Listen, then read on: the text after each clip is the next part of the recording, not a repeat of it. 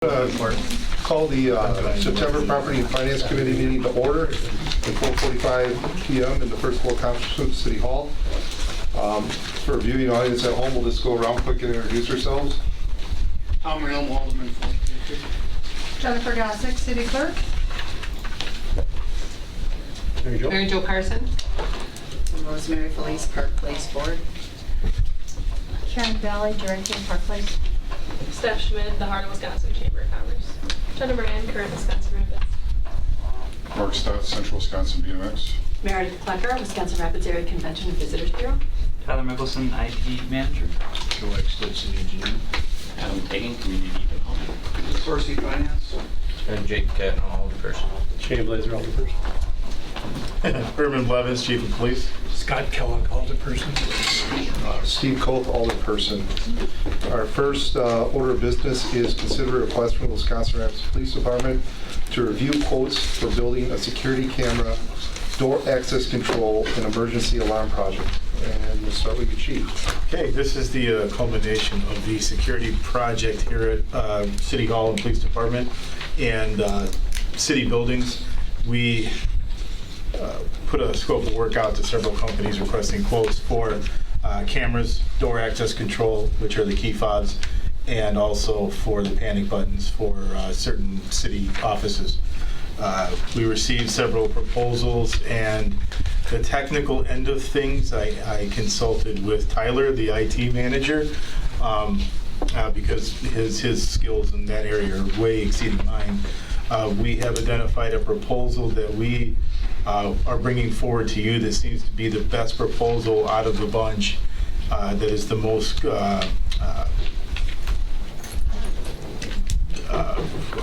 turnkey for us to have a complete system where this company is going to do the door access control, the cameras, and the panic button all in one project for us. You have the proposal in front of you. We didn't get the complete one until today, so that's why it wasn't in the packet.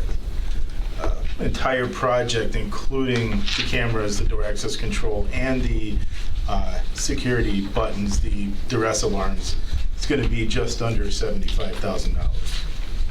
And that is to put cameras here in City Hall where there are none at the moment. As well as a city garage. City garage as well. Where there's inventory and some of the other places of assets, right? Yeah, we're city garage. I think we'd propose 5 out external cameras and at least one internal. One internal with also with an expandable system, so down the road if further camera needs are identified, it'd be easier to add cameras than to redo the whole thing.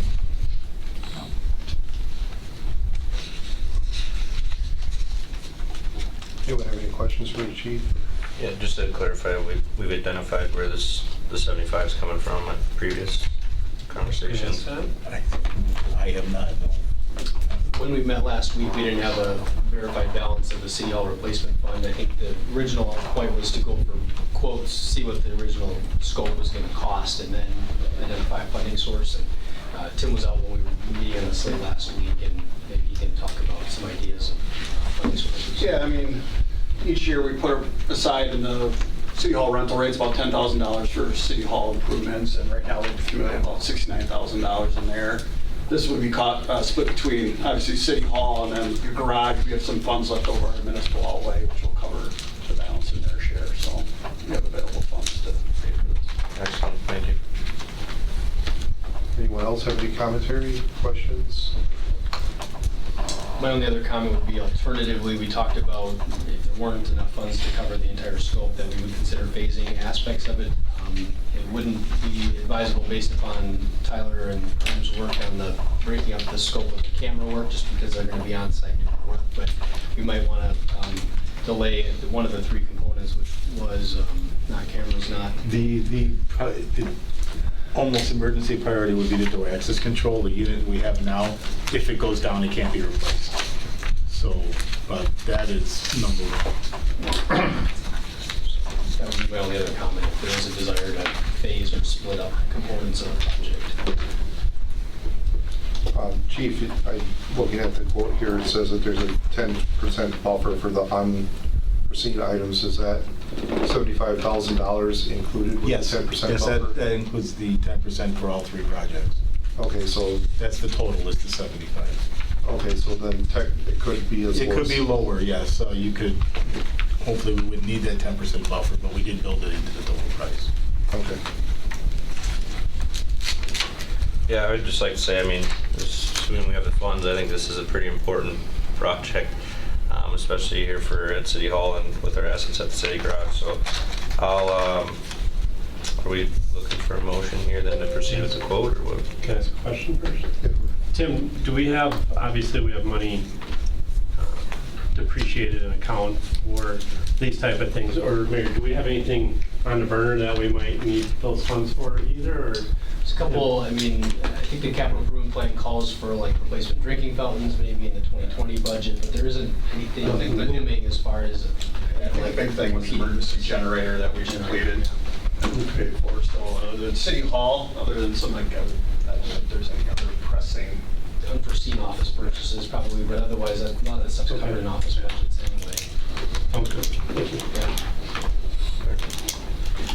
I'll make a motion to proceed with the proposal to go with access security for the building security camera, door access control, and emergency alarm project. I'll second that. Motion second, is there any further discussion? Hearing none, committee will vote. All in favor, signify by saying aye. Aye. All opposed?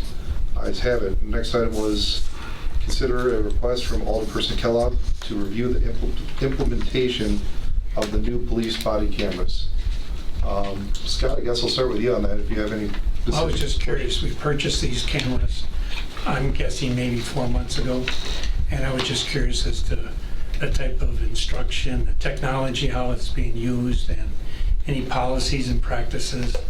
I guess I see on TV sometimes there's an incident and body cameras are off. You know, when do they turn them off? When don't they? What's the expectation? Just to inform the Common Council as to what has happened up to now. That's basically an update, basically. Okay, the cameras we have the cameras, they're here right now. They are being, we're getting them ready. We have Axon, the company that we bought the cameras from, will be on site in it's October 15th, which is as soon as they can come to set us up. They're actually part of the price that we paid was for setup and for IT help from them for the initial setup and get these things initialized. Running down, we have, I believe, 5 different policies that govern the use of the cameras. This has been a project that we've been working on for approaching 2 years. We've done a lot of due diligence on this project to make sure that it's done correctly. Fortunately for us, lessons learned from around the country, we were able to learn from those. So it's not exactly a new technology. We're able to take all those, those lessons learned from our police departments and apply them here. We will, of course, follow our policies and procedures as far as when the cameras are to be on and off. There are certain cases where, if you're interviewing a victim of something that you wouldn't want, that by their request we would turn it off. Other than that, the cameras are to be on while we are in contact with citizenry, and the films, the videos are retained for evidence purposes, and if they're not needed after a certain amount of time, then they are overridden. We have smartphones that we had to buy for the squad cars to incorporate those with the cameras. So now we have the updated phones in the cars that coincide with the cameras. I would be happy if anybody wanted a demonstration of the cameras once they're up and running. We would love to show them off. I'm sure we'll have some great footage and things. I had mentioned to you in December possibly that we would, be able to come to you with some news items once we have the cameras fielded. I, for one, am very happy that we have these cameras and that we're going to be fielding them, because I believe that it's a tool that this PD is needed just to show our transparency with the public, evidence purposes, etc. So, and I believe that these cameras will be a great benefit. I, for one, am not worried about them being used improperly, etc. But I would, again, would be happy to meet with anybody who wants a demonstration of the cameras once we get them up and running and we get comfortable with the technology. Any questions for Chief? Scott? No, I didn't expect it to be in this particular month. We talked about it. But when they're ready, just to have a demonstration, just to know, an update, and for the community to know that this is happening too. And I would like to note that we have had cameras in our squad cars for many, many years, Yeah. so it's not like new that there's video here at the PD. Right. Okay. Moving on is review and consider fire station building analysis proposals from MSI Consulting and Wendell Corporation, 5 Bugles Design. There is a letter in here from the chief. He is not here. He's planning on being here. He's coming in right. He's right here. There he is. Right on time. Perfect. I'll be at 5 o'clock. Think it's good. Chief, we're right on your item right now. Oh, you are? Yep.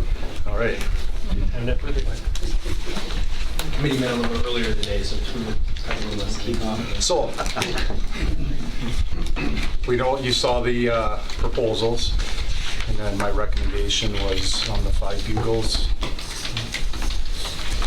Both, I think one bid was $15,500, and that was the MIS, and MSI, and 5 Bugles was $15,000. MSI, looking at their bid, it looks like they would do the station analysis, the architectural designs, and then they would also be the contractor for anything we come up with. So I'm a little more comfortable with 5 Bugles and just getting the station analysis completed for both stations, and we'll see what their recommendations are and working off of that. And that's why I recommended 5 Bugles. Does anyone have any questions for Chief? Something we need to do.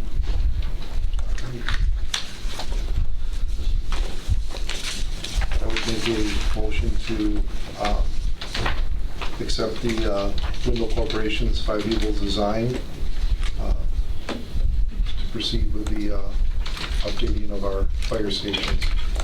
Okay, there'll be a consultant, and from there, I don't know how we want to proceed once we get the recommendations back. In the July, I believe it was finance and property, we kind of had like the scope of what the projects would be and kind of a committee or a team to review recommendations. So I think at some point we need to kind of come up with a team that would review their recommendations and just how do we want to proceed with those recommendations. And eventually we'll have to do that because I believe it'll be a while before they come to the station, and then it'll be 90, I think, to 120 days till we get the report. So we have time, but I think there has to be a committee or a team formed to review those analysis of both stations. So. Who are you looking to be on that team? I think it'd be your department. Well, I think a member or two from our department, somebody obviously from the mayor and the finance, because there's going to be financial implication. I would think somebody from maybe this committee to sit in and review it. So, and then just come up with a reasonable and realistic plan of how we want to proceed. Given the 45 to 60 day turnaround, it might coincide with some of our budget discussion, I think, based upon looking at the proposal. So I would expect that once they're done, we'll come back to finance and then have a conversation about what direction it takes from there. Right. It needs to be more of a committee level review, from a subcommittee, I should say, or ad hoc committee of the finance committee or council members or whatever that you might be talking about. I think is the way I'm interpreting it. Right, yeah. So once they're done, come back to finance after staff reviews. All right. All right, I'll get that all to them and get this moving. Thank you. I'll second it. All right, we have a motion and second. Is there any other further discussion? Hearing none, committee will vote. All in favor signify by saying aye. Aye. All opposed? Aye. So, ayes have it. Next was consider a referral from Alderperson Kellogg to replace and install Wisconsin Rapids welcome signs. So Scott? I'm on the Convention and Visitors Board, and this topic came up, I'm guessing about 2 months ago, and so I just sent it in as a referral. I suspect there may not be funds this year to install a sign on 13 and replace the one on 73, but they asked that I send in referral so that in the 2020 budget, we could allocate some funds for those signs. They're really an impressive sign when you come into the city as to what the city stands for and so forth. So they asked that I send in referral, so that's what I've done. The last time we did the other signs, I think we split it a third with the Visitors Bureau and I think the leadership from the chamber. Would they be interested in considering something like that again, or are they looking for I more? can't speak to them Okay. for it. Meredith is here. She's in charge of CVB. I think the board can discuss that, but our mission is to promote the area, and the signs help to do that. So we would like to see it. The project was designed for the signs to be at all 4 entry points initially, and 3 happened, and then 1 had to be taken down. And so even if that's done in phases or in steps, we would just like to see it come to fruition. I was actually on the leadership team I was on that group, so I'm sure that we would be interested in helping as well. So I don't know. I mean, people want those signs, so I don't know if there's funds available for the replacement on 73 and maybe next year in the 2020 budget to install something on Highway 13. But it's up in the air right now. Right. Yeah, I thought it was cool how we all came together and worked on that. I was going to say maybe if Tim could put that on his list of things for budget for our budget discussion. Is that good to get it? Yeah. Okay. Any further discussion on this item? All right. Item number 6 is review and consider submitting an urban forestry catastrophic storm grant application. So yeah, this was submitted by Joe Terry. I'm just sitting on his behalf, but the grant is up to $50,000. It's a 100% grant for the replacement, procurement and replacement of trees and parks and boulevards. And so applications are due rather soon, September 16th, but the recommendation would be to approve submitting an application, and hopefully if awarded any funds, then the scope of the work can be adjusted thereafter. Yeah, I'm glad this has come up, because as I drive through town, there's still tons of areas where there's trees pulled up or the trees were cut down and then the grass is still up. So, with that said, I think this is a no-brainer. I'll make a motion to submit for the urban forestry catastrophic storm grant application. I'll second the motion. We have a motion and second on the floor. Is there any further discussion or questions for Joe? Hearing none, committee will vote. All in favor signify by saying aye. Aye. All opposed? Ayes have it. Item number 7 is review and consider submitting a grant application for the 3rd Avenue realignment project through the Municipal Street Improvement Discretionary Program. Is that you again, Joe? Or? Yeah. Okay. Yep. So this program, I guess, was identified somewhat recently through the consultant that helped with the design of the 3rd Avenue realignment for the street portion of it. It's part of a funding program that the city utilizes, at least a portion of that, for our normal reconstruction work and to help offset some of our funds or costs, expense towards those. But the discretionary program, it's a possible funding source for the 3rd Avenue project, and wanted to get it before the committee, as it also has a mid-September application deadline. As a possible funding source, there's a variety of program highlights that are listed in the referral. It's a 50-50 sort of split for road eligible items, so the pavement, curb and gutter, sidewalk, those sorts of costs. It has to be contracted out, and then there is no project substitution, so it's if the applicant desires to do the project, and if it's if the application's approved, the expectation would be to move forward with the project. So again, the applications are due in mid-September, and it's a possible funding source that, given the application deadline, wanted to see what the committee desired to do with it. Apply for the, make an application or forego it. I guess I have a question, maybe the mayor can help with it, is what happened to the grant that we had? Is that grant taken back to the state now, or are they still working with us on that? Or? Sure. So it's a good opportunity to probably share an update as to the other outside variables that are associated with the project.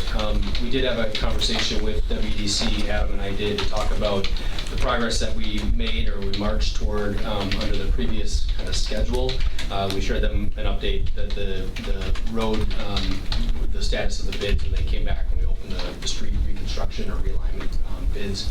The previous understanding we had was that we'll probably let that grant sunset.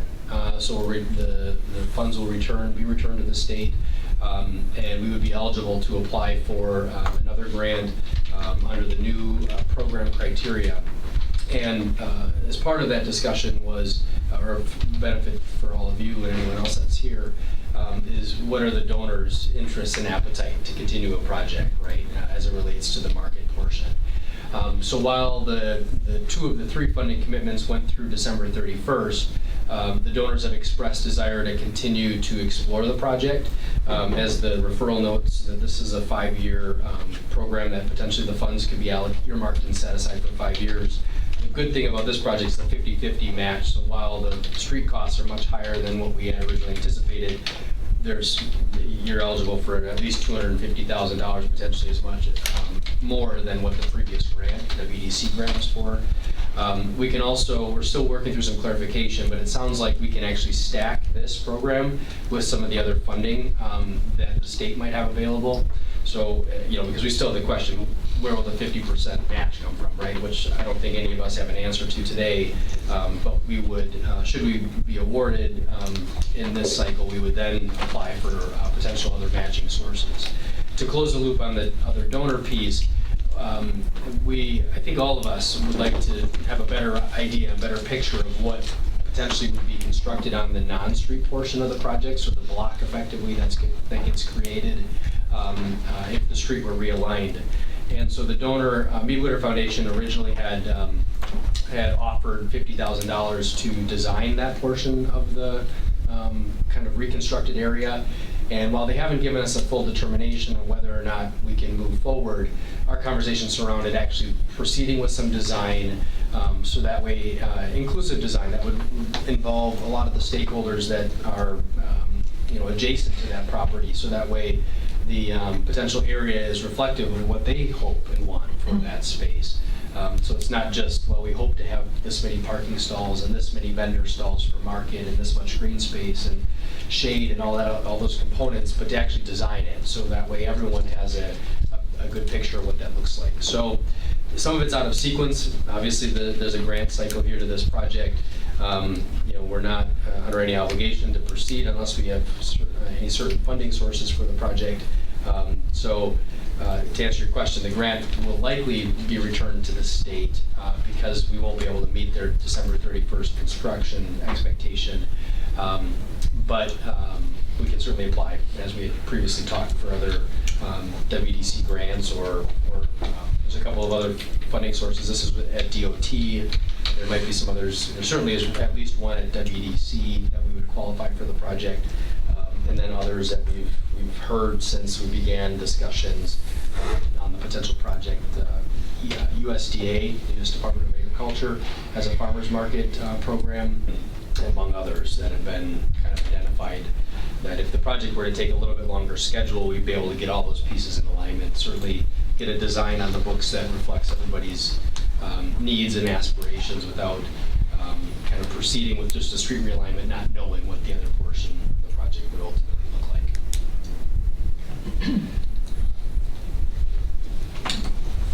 like. I just have a clarification, because I thought when the Public Works Committee met last month, that the project, the actual project itself was tabled, or because of lack of a motion, it actually was rejected because the members said they didn't want to see the project coming back. How does that come back after what happened at that meeting? Good question. So the council in April approved the project contingent upon no taxpayer financing, basically, to realign the street and then construct them, to pursue a concept. I think the actual language is to pursue a concept of a market. The minutes and the action, as I understand, and certainly if I'm incorrect, please correct me, someone, was the Public Works Committee's decision was to reject the bids, which is the process. You either approve, you either award a contract or reject the bids. And it was to reject the bids, one, because we didn't have a funding source, and two, bids came in higher than what we were expecting them to do or to be. So therefore, in effect, by that action, the remaining scope of the project is in existence, meaning the original action is in force. It's just that there's not a construction schedule or a financing allocation to the project. So there was no action to table or postpone or to any other understanding at the Public Works Committee. It was merely to reject the bids. Right, I understand that. Okay. And I do think that the spirit of the action, which was not to make a motion at all, was made because the words were, we don't want it to be dusted off as a project and come back. Okay, I can't speak to any of that. I'm just saying what the action of the committee was to reject the bids. Yes, And there was action taken to reject the bids. And so that was specific to that request for proposals to construct the street. Go ahead, Mary Jo. I just am upset to the hilt that we have not addressed what happens to Centralia. Here we go again down this very same path, and we have a parking lot at Centralia where people pick up meals to be delivered. I have heard nobody mention it in this discussion, one. Two, you can't have more than 50% in most projects of public money. So I don't know how you pile all these grants on top of each other. That's all public money. Usually when I worked for the state, it was 50 private and or city and the federal. You can't pile federal programs on top of each other to the sky. So why can't we address this with the real problem? The real problem is it's going to kill Centralia. Let's talk about that, please. And I don't see any reason to pursue this when you don't have the money in the first place. Where's the 50% coming from? Thank you, Steve. I'm sorry. A little passion there. I apologize. Yeah, I'd be happy to acknowledge. I think it goes to the point that, one, there's a schedule to this particular project. So, the chicken or the egg scenario, if you don't apply for the funding, you'll never have a match, right? And so you generally, in these cases, leverage a project based upon what's already committed. As far as the design components, I wholeheartedly agree. We need to design and actually get on paper. I know we've talked a lot about that. We've drawn sketches, and engineering has supplied a lot of survey data.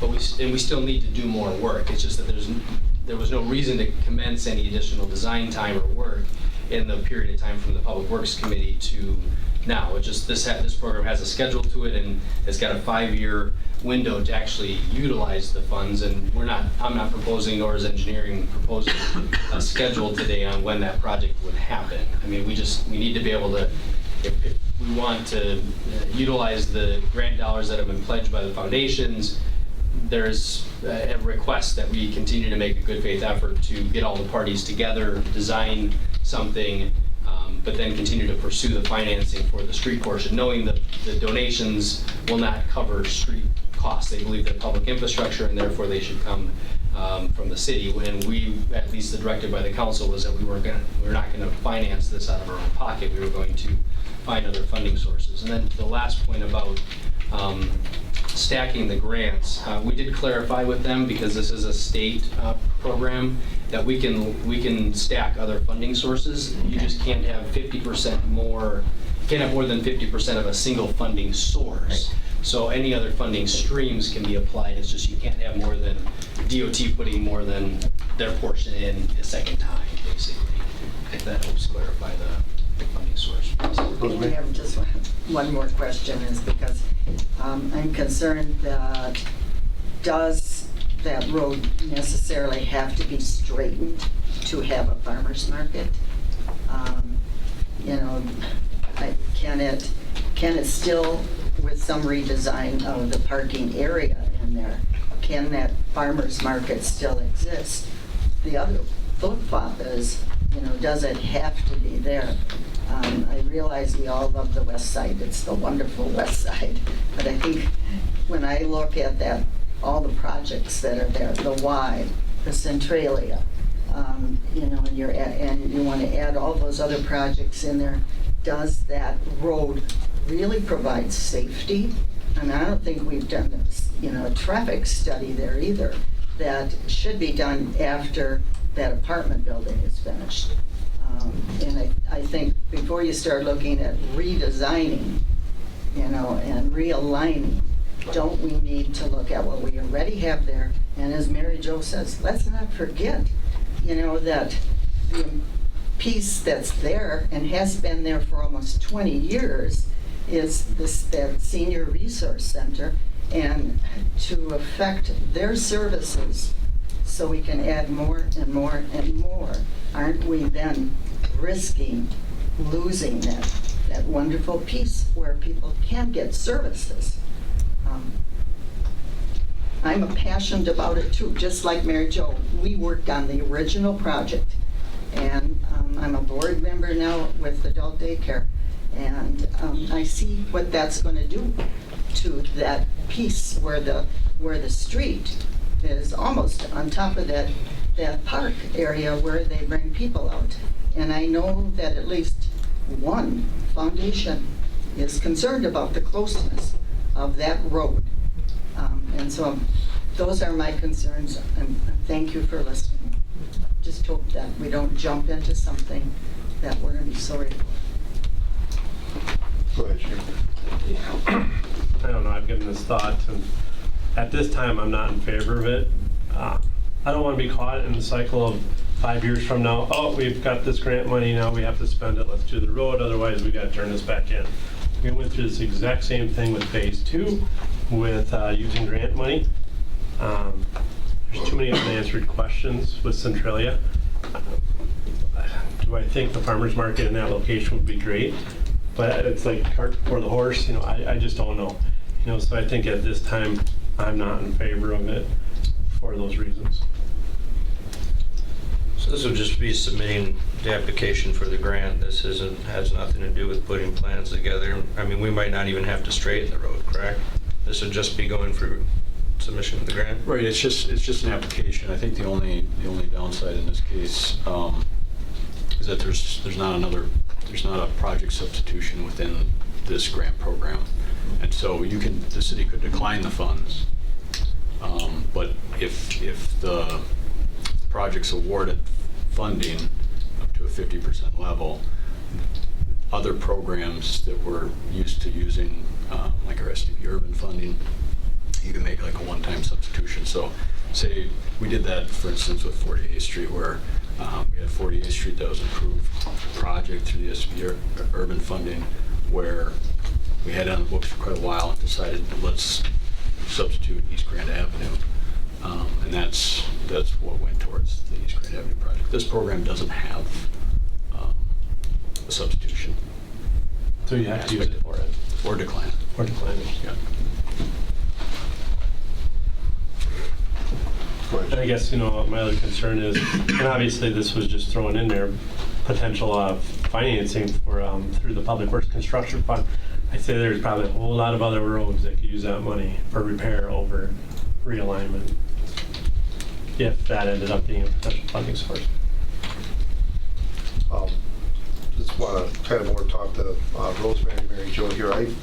As far as the Centralia Center stands right now, I've got some phone calls from constituents on it that they're upset with the way it is right now because, matter of fact, I got a phone call from a senior citizen that was very passionate that likes to go down there and play bingo on Thursdays, which is one of the days that the farmer markets run. And she was really upset that with the farmer's market being down there in the current configuration, she had no place to park and subsequently forfeited bingo on that particular day. And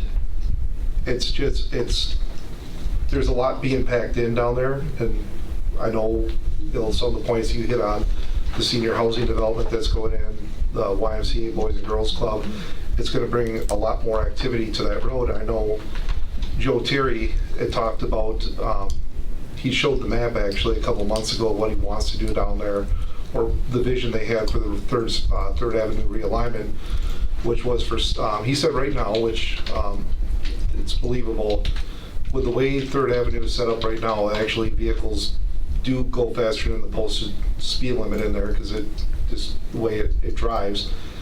That in the design that was submitted to us was they want to actually have like the crossroad. I don't know the correct transportation. Yeah, it's a bump out for the crosswalk.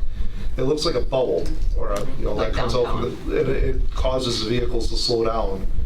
Which was another thing also, it's still going to be a 2-lane road, but they're going to have parking on both sides of the road, which they were hoping that would address some of the parking concerns at the Centralia Center.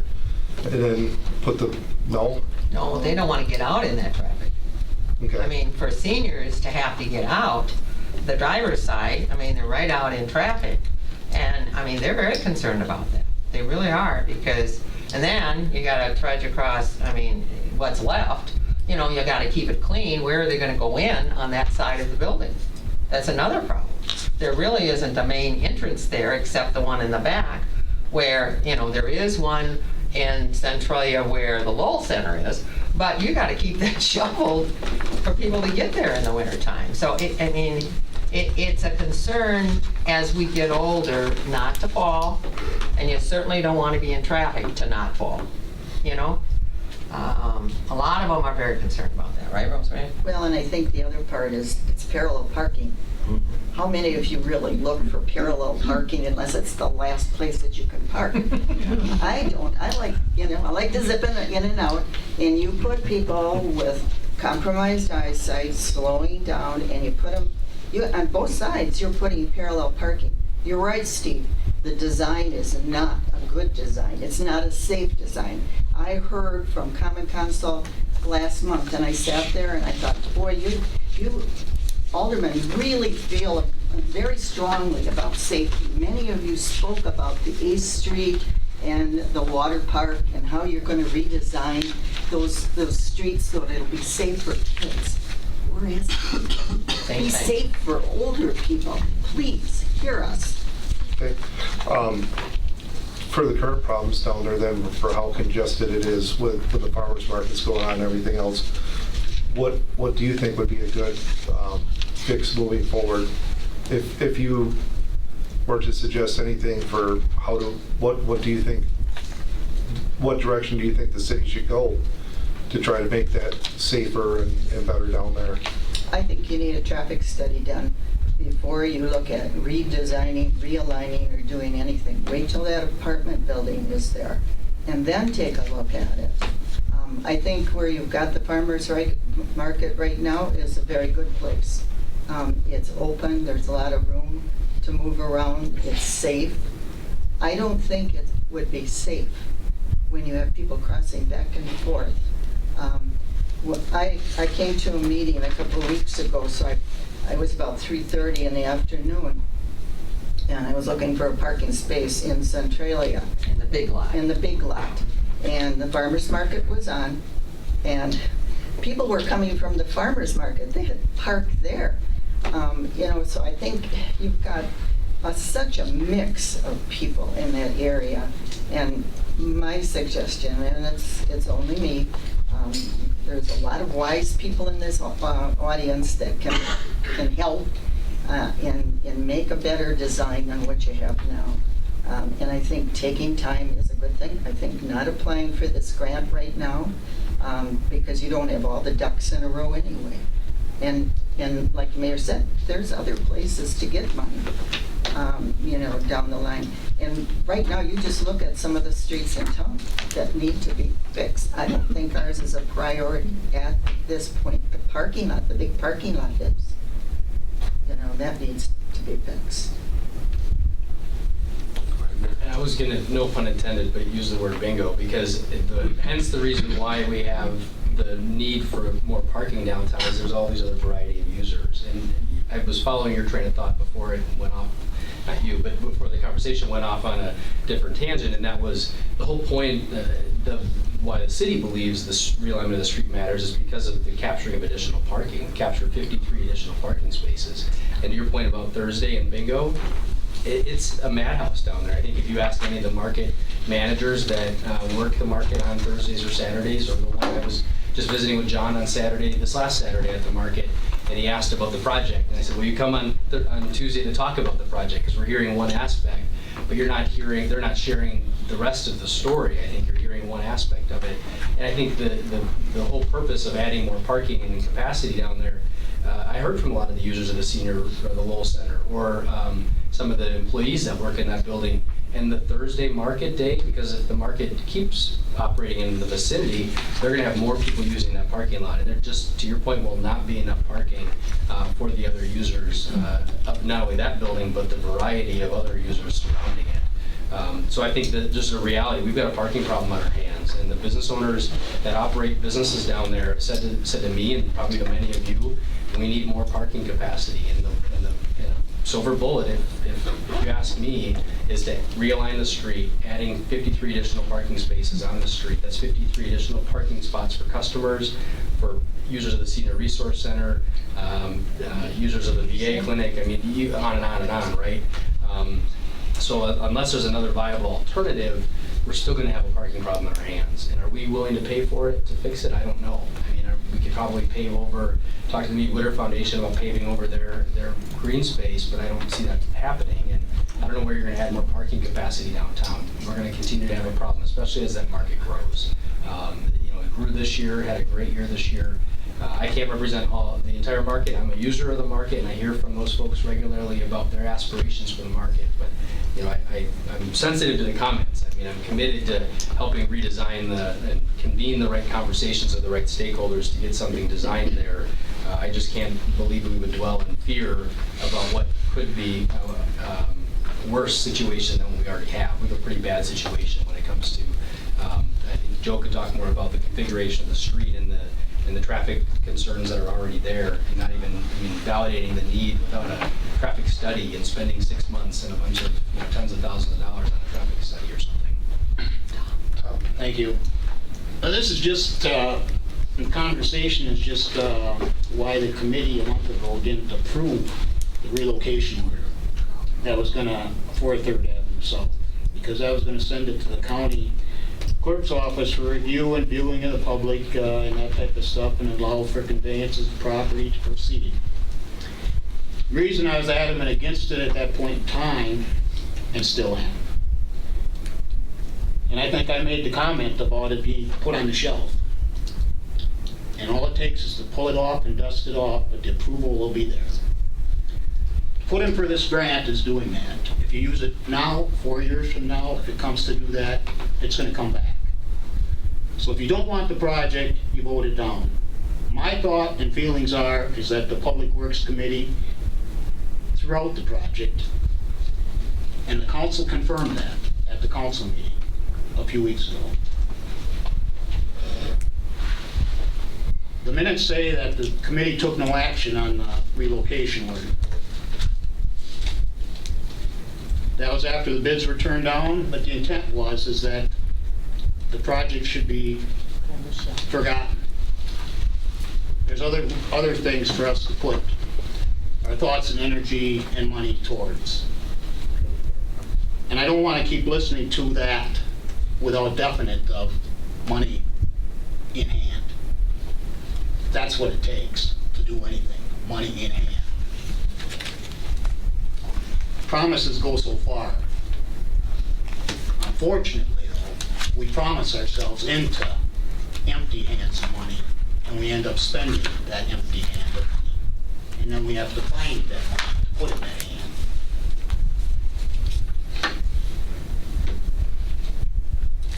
The city, way back in April or whenever, did say that the city would, to look at this,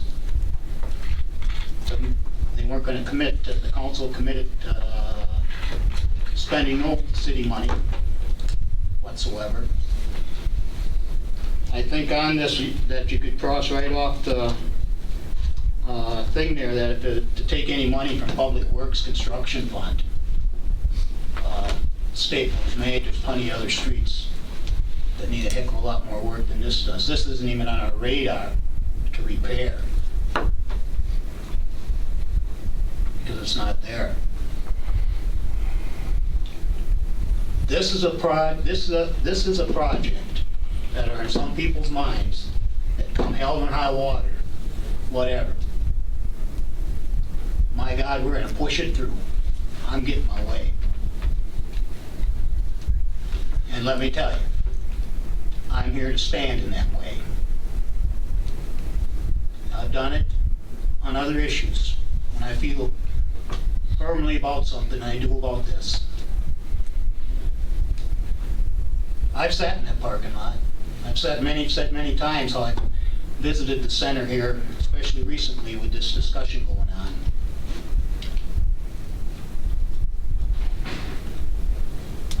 The reason people can't go in and play bingo is people are in there parking in that parking lot and at the farmer's market.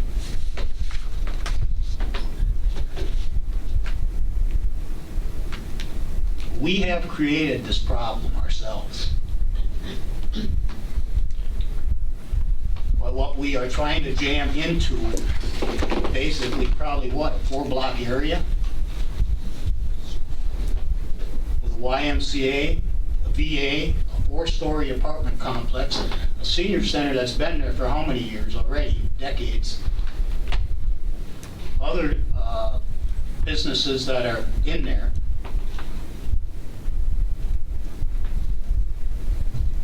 And because of a project that people have wanted to do for how many years now with the Tribune building, that here's a way to save that project. That's what this is about.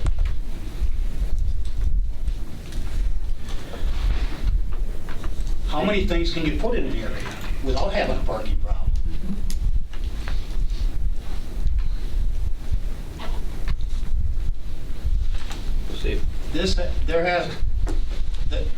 The question is, has it been put to bed? I think it has. The other one is if you to go ahead and to look at applying for this grant, you are given the okay to go to proceed with this project, and that's to straighten the road out. That's the bottom line.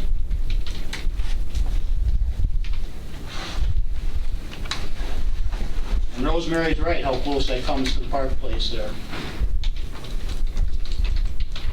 That has to be changed. It was just put in a year ago.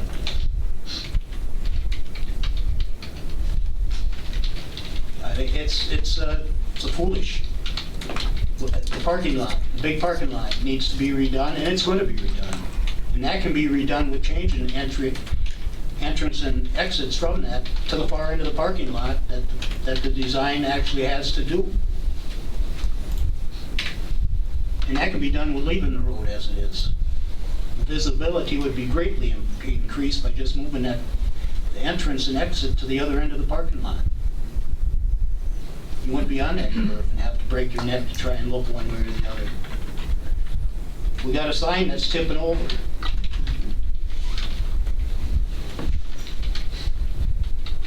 I don't know what the holdup is on that, but you know, we've just taken so much parking away that we've created the problem. We've made it worse, and we keep running things in there. It's like this little area is the godsend or something, that everything has to be there in one place.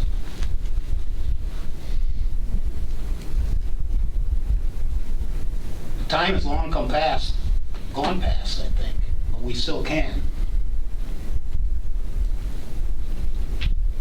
Why do certain things have to be there or else it ain't gonna happen? I've been threatened enough with that. Maybe not personally in how it's said, but I'm sick and tired of that's how it comes across. This is where it's gonna be. And you find a way to fund it. So that's my, whatever nickel's worth. I got more than 2 pennies worth.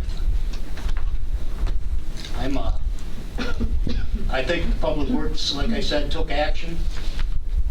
The intent was to,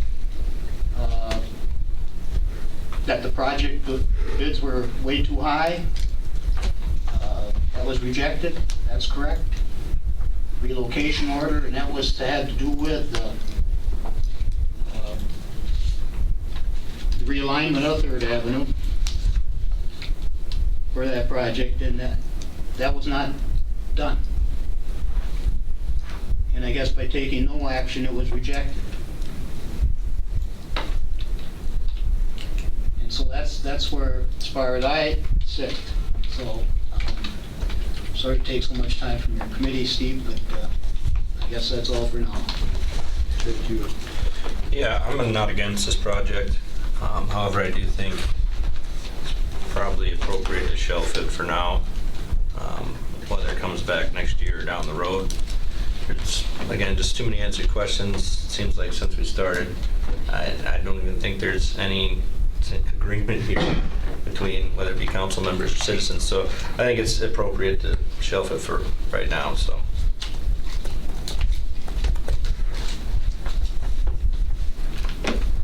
Anyone else? You think you need to make a motion on that or not? I don't know. Not a parliamentary. We can make a positive motion and people can vote however they vote. Yeah, everything should be positive. Yeah, so I'll make I'm not voting in favor of it, but I'll make a motion Or you could just make a motion to shelf the project at this time. Yeah, I think the grant There you go. So I'll make a motion, if I can, that we approve submitting the grant application for a 3rd Avenue realignment project through the Municipal Street Improvement Discretionary Program. I'll second it. We have a motion second on the table. Is there any further discussion? Huh? That's a positive motion. All motions have to be made in the positive, and then You can vote no. I can vote no on them. Thanks for that clarification. We have a motion second on the floor. Is there any other further discussion? Hearing none, committee will vote. All in favor signify by saying aye. All opposed? Nay. Nay. Motion fails. 0 ayes, 3 nays. Item number 8, consider for approval the hiring of Corbin Design for the completion of the wayfinding design plan. Guessing that's you, Adam? Alright, obviously this isn't the first time that this has been brought to you. We brought it initially to get approval to go for a request for proposals, and then we brought back our recommendation on as a result of that request for proposals. At that time it was Corbin Design. The review group that went through and scored the various proposals felt that was far and away the best proposal for this project. At the last time Finance did discuss this, there were some concerns or a little bit of sticker shock perhaps on the $75,000 for the full scope of work from Corbin Design. So there was a request that we meet with Corbin just to verify the scope and then try and identify some additional funding partners to try and reduce the city's cost on that. So since that last Finance Committee, we have been successful in securing a $10,000 matching grant or investment from the Ho-Chunk Nation that would go towards this project. The Wood County Health Department has also identified $10,000 that would go towards this project. CVB at their last meeting voted $2,500 to support the project contingent on the receipt of the other supporting funding, as well as the city beginning to allocate money in the 2020 budget for actual implementation of new wayfinding signage. We also have a request into the Wood County, into Wood County as part of their economic development grant program. So we have a request in for $10,000 additional support there. And then we have been meeting with the various villages around that also have paths that would hopefully be signed in a similar manner, so that, again, a goal of this project is so that we can market the overall bike paths network in the area as one continuous one. And so the proposal that we have been floating to them is they would participate as maybe on the steering committee as far as the design review, and then if they want to adopt that design study, they would basically contribute $3,000 so that they would have the same design or access to the designs at the end of the day as well, again specific to those bike paths and that bike path network. So they're pretty much everyone we talked to is very supportive of this project. I won't go into why wayfinding is important and why the project is. Hopefully I covered that last time, but if you do have any questions on that, please let me know. We have attached some of the scope of work to the referral, as well as some examples of just kind of what a wayfinding project would provide. And then I have provided a couple other updates to the older persons as well on this. So basically, after all that, what we are recommending is moving forward with Corbin Design for the wayfinding design plan at a total cost not to exceed $75,000, and of that $75,000, let the city's investment not exceed $50,000. Okay. Where the city's portion, you know where that money's going to come from, Adam? Yeah, the proposal would be that $2,500 would come from the mayor's budget. Some funding has been identified within there from the youth council and I believe another council that has expressed the desire to support this project. And then the other would come from the room tax fund for economic development, and then the park outlay program. Or, I'm sorry, the the park outlay fund. So.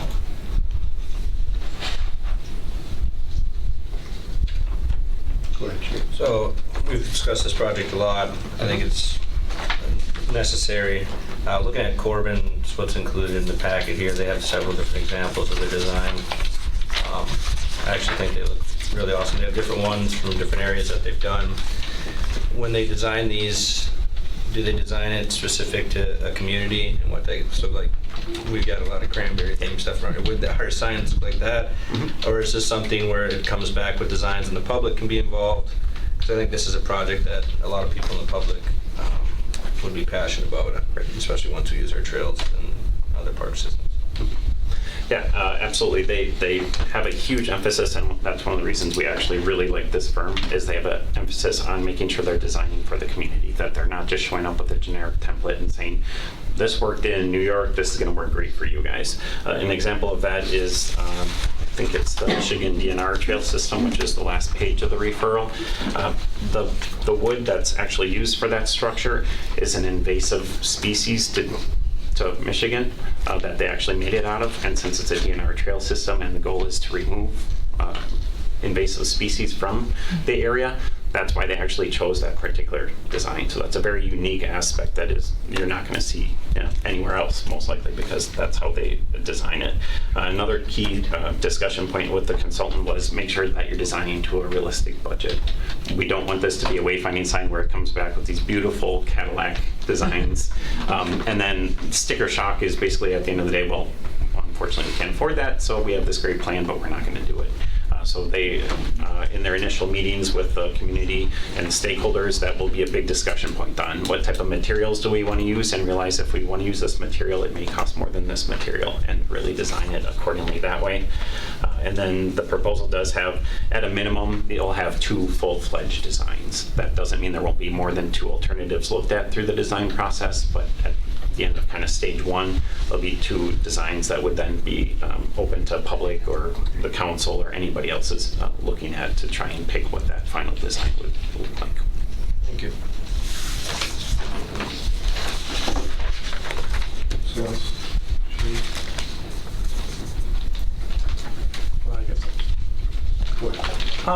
I'm absolutely in favor of wayfinding signs, especially for our visitors. I guess my issue is becoming that it's September and we have budget season coming up. This should be an item that really should be taken up to survive the budget process. And unfortunately, I may put it off, but I think that's the right way to come up with this money. We seem to keep picking projects out and spending outside of our budget and trying to find out ways to pay for things. And I'm in favor of it, but I'm not in favor of doing it this way. And we have a budget process for a reason. I guess that if I can, for many years within the Park Outlay District, our sign design has been year after year after year been called out as specific things. So that is why that particular one is being utilized. Economic Development Room Tax Fund, that's a discretionary fund. We never specifically say this is going to be used for projects A, B, and C through the budget. At least we haven't in the past. An example of that is the facade program. That's why that comes back every year as a potential use of that fund. So the two funds that we are identifying for that, we don't say, here's a project necessarily. So we're going to use those same funds to pay for the construction of them? Or we're going to have to find another funding source for that too? Yeah, that would be through the budget process. The problem is once you go down the path of designing them, you don't want to shelve it. You need to, you have to do something. Right. But ultimately, I guess, and I'm a planner, so I'm all about plans, and so maybe I'm a little biased, but until you sit down and you have that design and you have those costs and those projections, you can't really say, well, we're going to do this project until you know what that cost is. So at some point, you got to put your toe in the water by doing the plan. I'll make a motion to approve the hiring. To approve the hiring of Corbin Design for the completion of the wayfinding design plan. And I think Tim likes the cost in the motion, if possible, not to exceed $75,000. Not to exceed $75,000. In the city, not 50. In the city, not 50,000. Yeah. Thank you. I'm not seconding it, so if you want to second, you can second it. Otherwise, we can end. I'll second it, but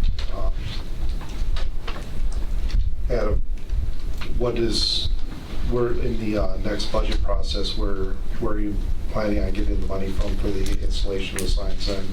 Well, the advantage of being in the planning department is I don't build anything.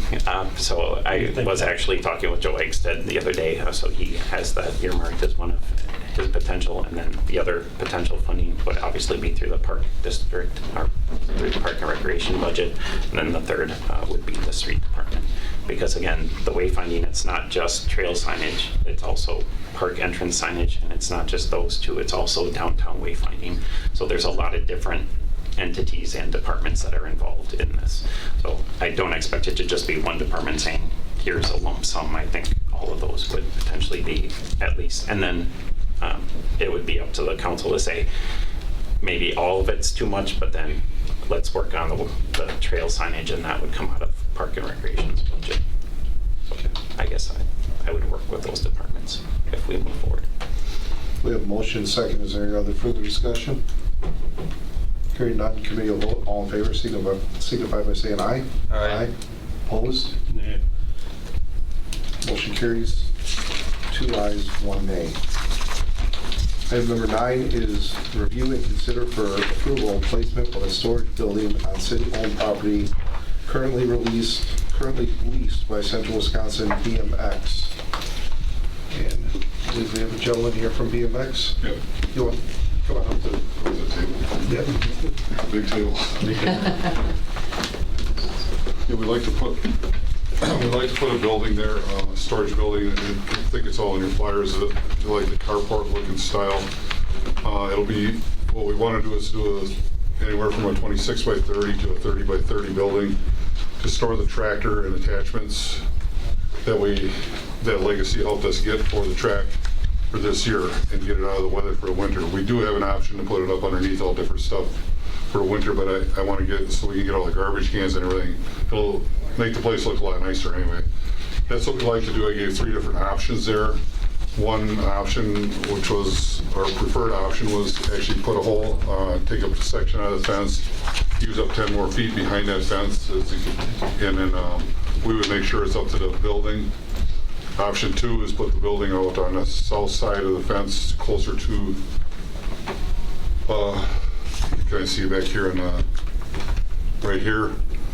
And then option 3 is put it in the same spot and not put a hole in the fence, or not take a piece out of the fence. So I guess we're looking if, we would pay for everything, the track would. The building would be that type of the carport looking thing with one side open, so you can just back the tractor and all the equipment in there.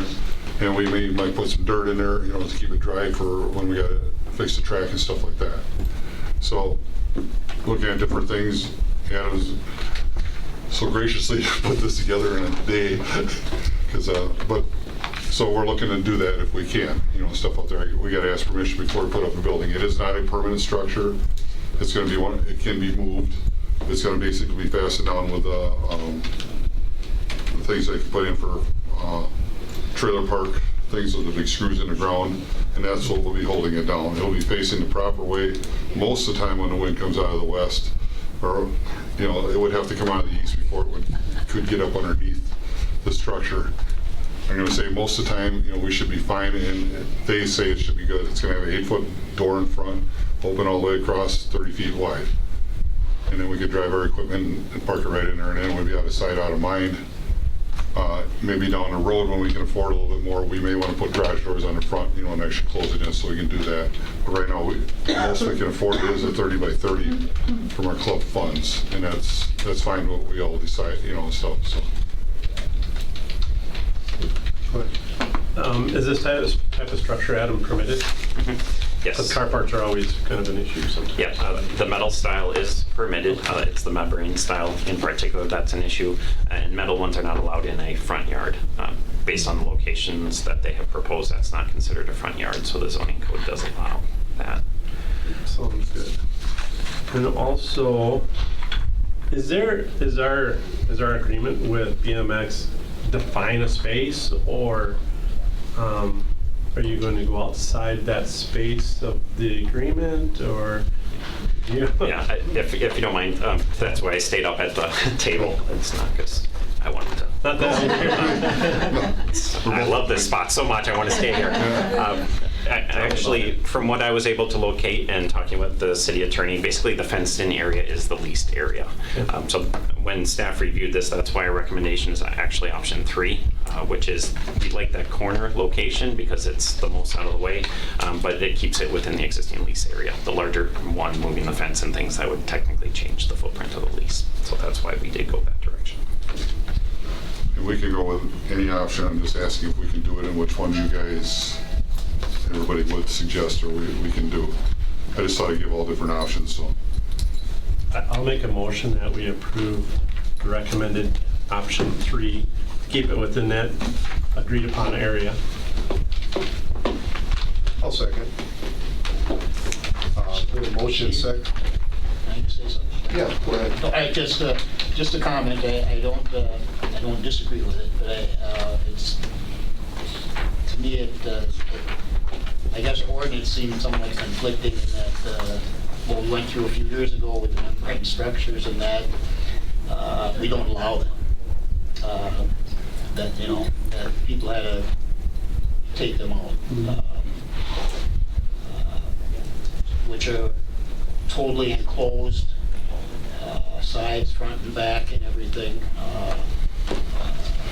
Most, I do believe, were in backyards of people's. I don't know off the top of my head that we were in front yards, but that those by ordinance are illegal to have, but a carport, even though this would be on city property,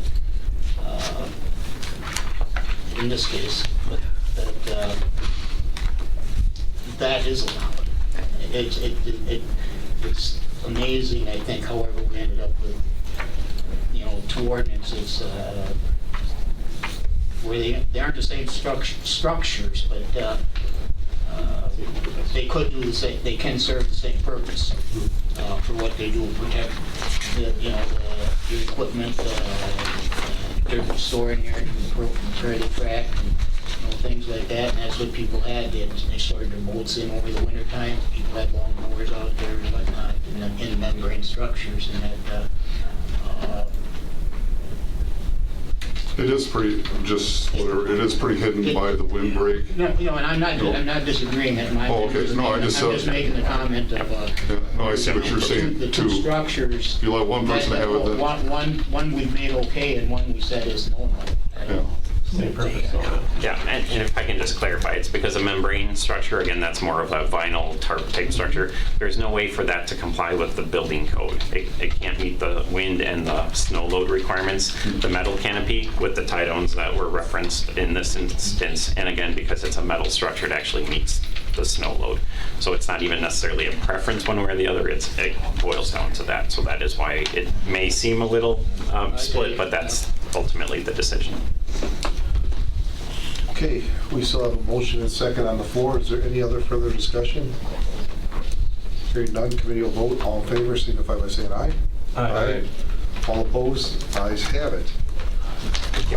Item number 10 is consider a request from the city clerk to purchase a 44-inch wide, 4-drawer Fire King fire-rated lateral file cabinet to house city records at a cost not to exceed $6,500. Do you want to come up here, Jennifer? Sure. Hot seat. This one? Hot seat. Okay, so we currently have one 44-inch lateral Fire King fireproof cabinet, and we house city records like this. This is an ordinance book from the 1920s. We've got council meeting minutes in there, birth and death records and the charter, all of the charter ordinances, anything that's related to the city from both Centralia and Grand Rapids from when it all started.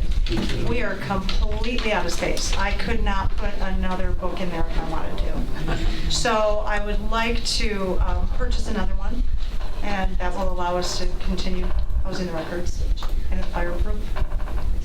How are you gonna pay for it? So, Tim. You're just gonna write a check. I mean, every year we put money aside in depreciation account to replace office equipment like copiers, fire, stuff like this, office furniture and things like that. So there's funds in there sufficient to fund the request if approved.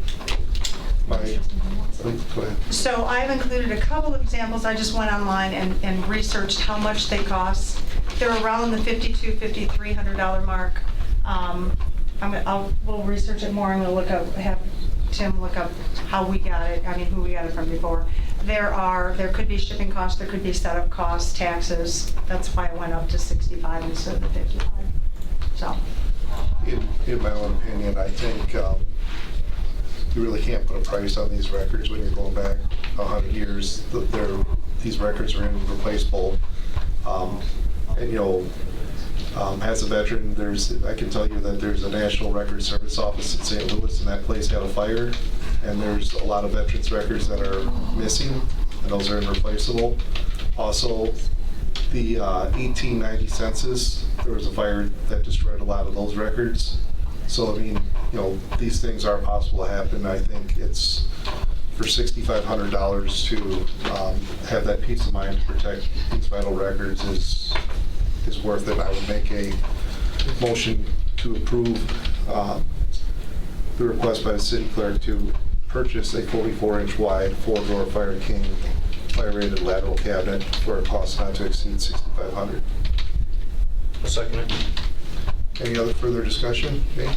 I'm just going to say once again, as I did 2 items ago, it's budget season, and this item very well could be handled through the budget.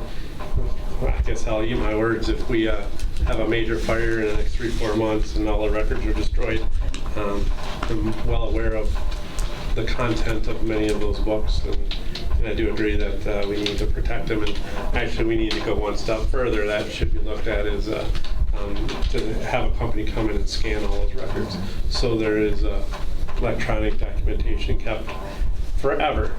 So I'm just saying it's, this could be a budget item and dealt with during budget time. But I'm not against doing it. All right, we have a motion and second. Any further discussion? Hearing none, committee will vote. All in favor signify by saying aye. Aye. All opposed? Nay. For the budget reason. Motion carries 2-1. Item number 11, consider a recommendation from Statewide Services to deny a claim from Mr. David Cohen for damages to his vehicle allegedly caused during tree removal operation conducted by the city. Is David Cohen here? Probably not. I'll make a motion that we deny the claim. I'll second. All right, we have a motion and second to deny the claim. All in favor signify by saying aye. Aye. All opposed, motion carries. Consider a request from Riser Fuels LLC, doing business as R Store number 77, Baltus, located at 1740 17th Avenue South, for a Class A beer and Class A liquor license. Did they go through a name change or did they get bought out? Is They that got why? bought out, so they're purchasing the two Baltus Bread and Butter stores. We have a letter in the file from Baltus that they are surrendering their license based on the sale. And they're looking to close the sale at the end of September. I'll make the motion that we approve the license.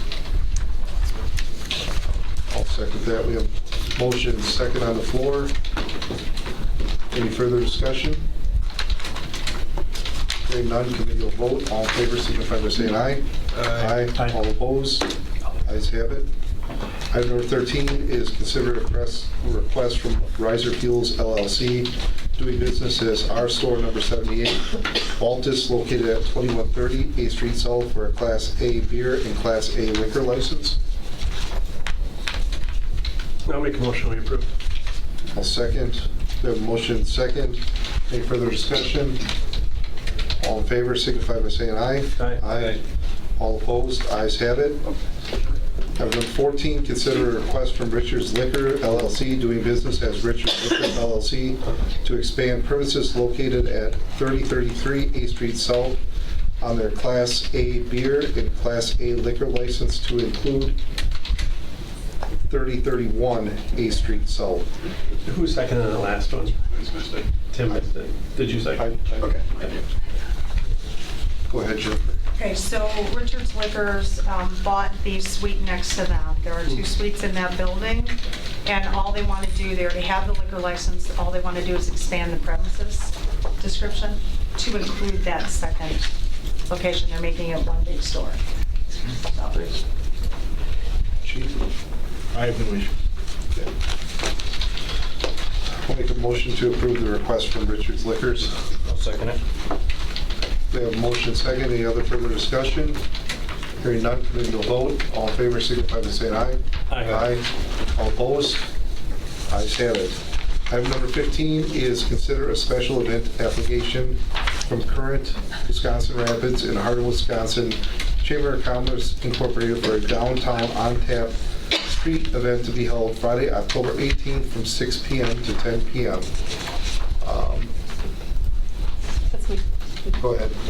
Do I have to come to the table?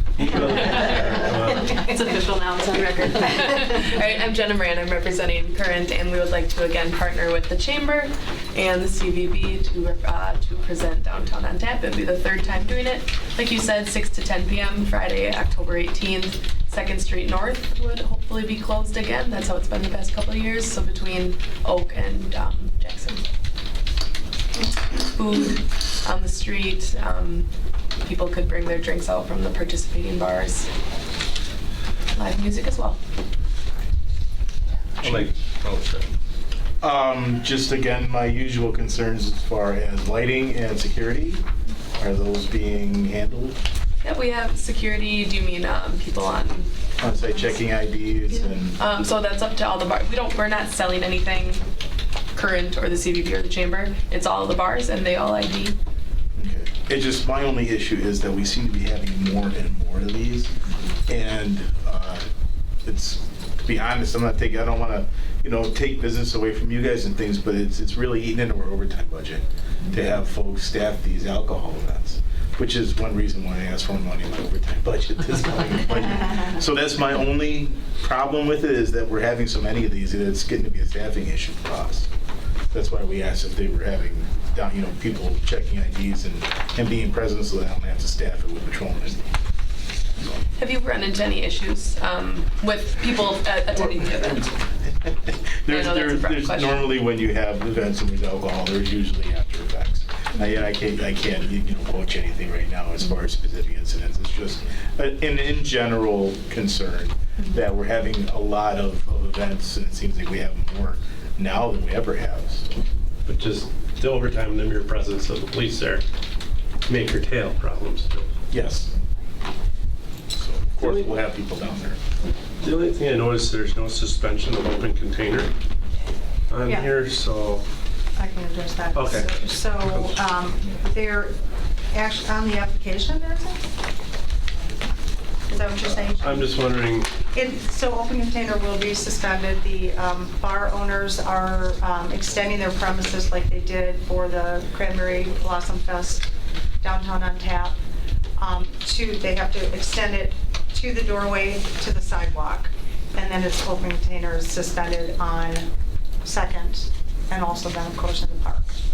And we have our no alcohol beyond this point. I think we had 5 of them posted. Right now. I think it might be further in the app. yeah, I'm just saying though, that's something we need to approve though, is that suspension. Yes. It's requested on the application. I just want to make sure we approve it and note it. It's checked. And there will also be food vendors. Oh, sorry.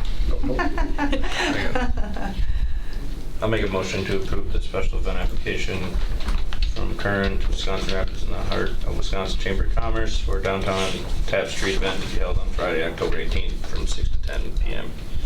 I got a question. I'll second it. Okay, go ahead. I'm sure a Bees Tap House, any discussion there? As of right now, not participating. Okay, thank you. I know it'd become an issue one other time, so I'd ask. We have a motion and second on the floor. Is there any other further discussion? Include the suspension of the in motion? I'm not sure. It's in Yeah. it's on the application. Well, so Okay, I don't know if we have to take direct action. We've always taken direct action approving Okay. suspension, Would you be willing to amend the vending. yeah, I'll amend it Just to want to make sure we include open container ordinance suspension. Street closure. Shane, would you be willing to sustain your second with the amendment of the motion? Okay, we have a motion and second. Any other further discussion? Hearing none, committee will vote. All in favor signify by saying aye. Aye. All opposed? Ayes have it. Number 16 is consider a special event application from the Heart of Wisconsin Chamber of Commerce for a hometown Halloween event to be held on Friday, October 11th from 4:30 to 6:30 p.m. So yeah, this would be Friday 11th from 4:30 to 6:30, so it's family friendly, no alcohol. I want it to be safe and fun for kids, so this is an opportunity for businesses to get out in front of the families and be like, this is what we have for you, to provide for you through the school year. This is things that you can do, services we can provide you, and things that you can buy for your kids and family throughout the year. So then it also gives them another Halloween celebration, because I always feel like Halloween is just a very short-lived event, so it'd be nice to have the kids be able to enjoy it more than once.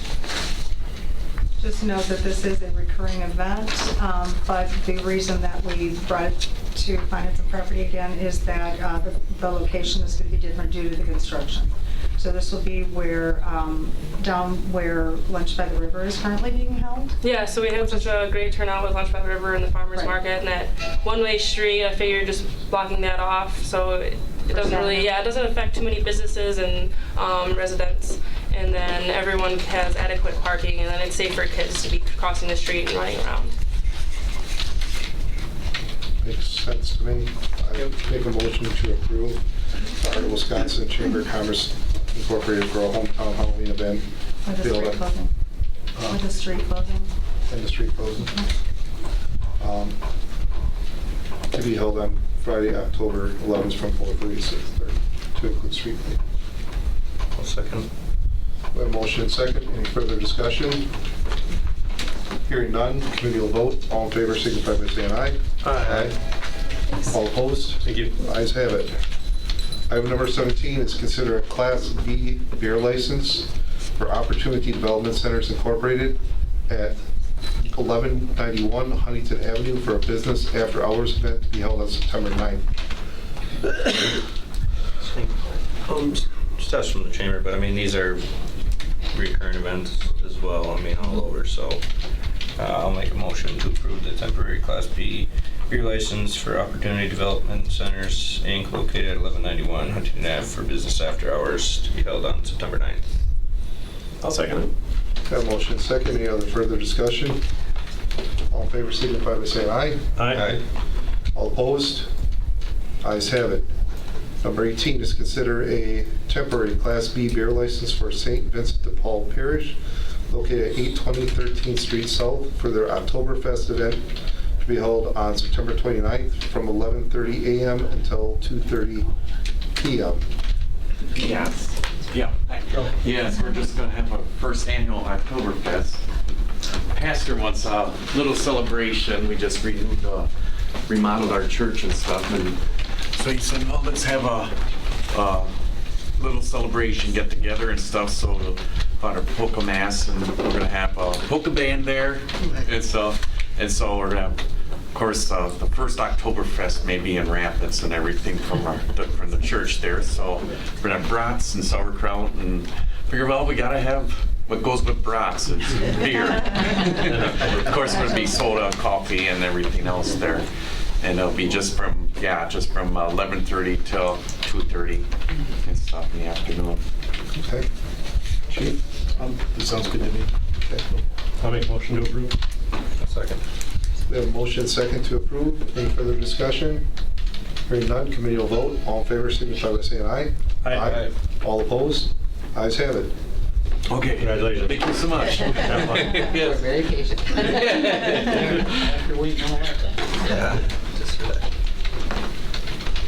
All right, item number 19 is consider a temporary Class B beer license for Central Wisconsin Culture Center located at 230 West Grand Avenue, Suite 104, for an exhibit opening to be held on Thursday, September 5th from 5:30 p.m. to 7:30 p.m.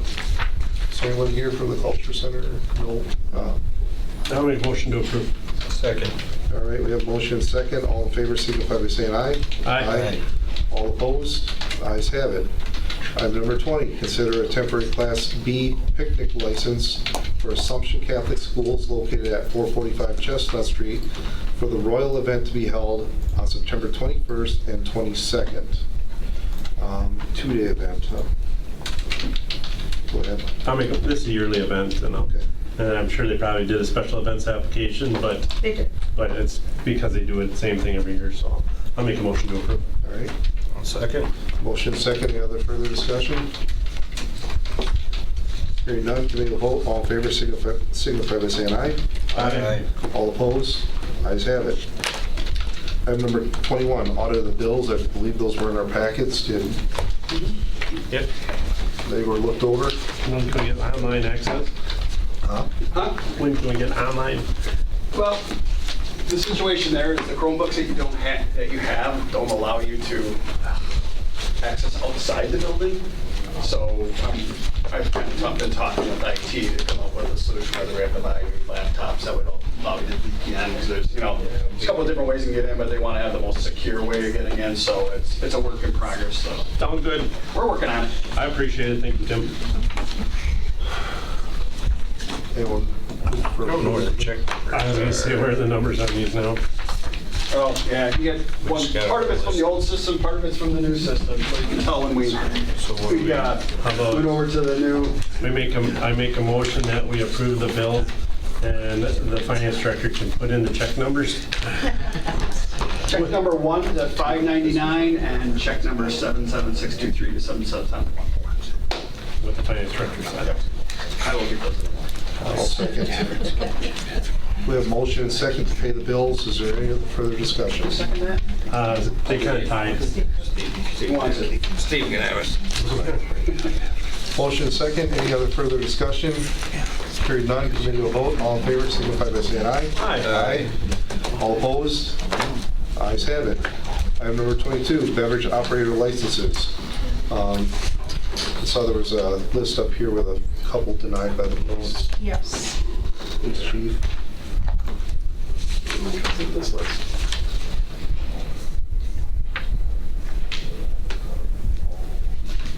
What got tonight? I think it was actually Karen. Karen, yeah. I think maybe because they owe the court money One or has the something. warrant, one has. Yeah. Yeah. I'll make a motion that, if I can, I'll make a motion that we approve the license all the license and those two pending taking care of court obligations.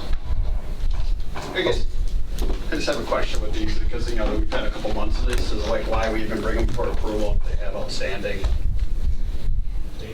issues. I mean, I think it should be like, you know, before we'll present this for approval, you have to pay your fines and that way we don't have to. Yeah, I like that. Yeah, I like that better too. I mean, just because.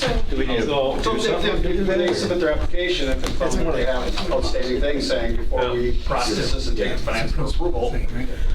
You want to make a motion? Yeah, I'll amend my motion that we. I just think for future ones. I think even for this one, they can, they need to resubmit or they can be submitted once they're taken care of. Yeah, it's just like once it's. Or is it denied because it's not? Yeah, I mean. Maybe it shouldn't even hit our table until. That's what I'm saying. That's what he's saying. Yeah. And the reason for that is we get these in and we submit everything to be put on the finance and property referral, or on the agenda a week prior. And then, And when they submit it, they don't necessarily, court and clerk aren't on the same right. system, so they don't know that there's, clerk doesn't know that there's warrants by So court. when we get them in, we send them to the police chief so he can do background check, and then we also give them to Karen so that she can check if they're outstanding. And when I see that the printout, my printout doesn't tell me a lot of times that they owe the court money. Right. You know, so Right. she catches things I don't catch. Exactly. So then I want to be clear on this with those people that owe them court money, by their applications being denied, they're subsequently going to have to submit a new application to renew their bartending license. Maybe we want to deny them because technically the only way they can be undenied is go to closed session council for an appeal. I don't know if I want to go through all that headache.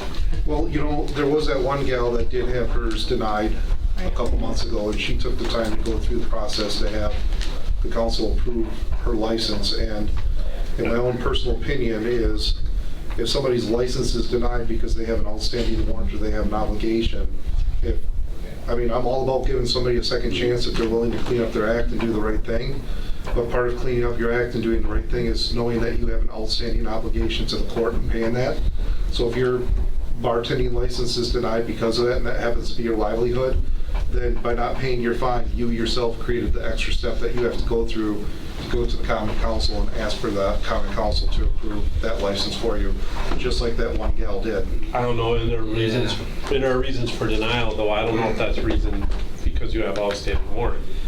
I think there's certain criteria for denial. There are specific criteria, yeah. For denial, so I don't think one of them is having an outstanding warrant or even having outstanding fines. I don't think that's a reason. But we're technically not approving it.